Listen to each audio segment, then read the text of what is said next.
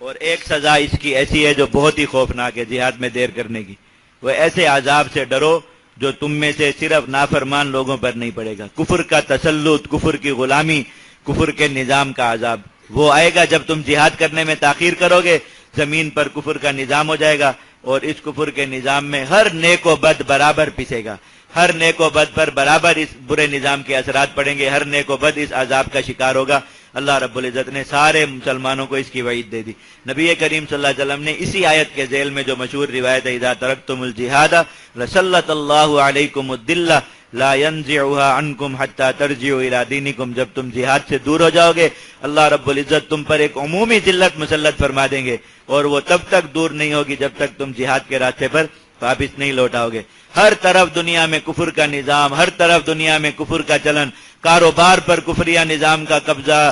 جو ہے وہ انسانوں کی معاشرت پر، معیشت پر، ہر چیز پر کفریہ نظاموں کا قبضہ۔ ایک مسلمان حرام سے بچنا چاہے تب بھی نہیں بچ سکتا، اس سے بڑا عذاب اور کیا ہوگا؟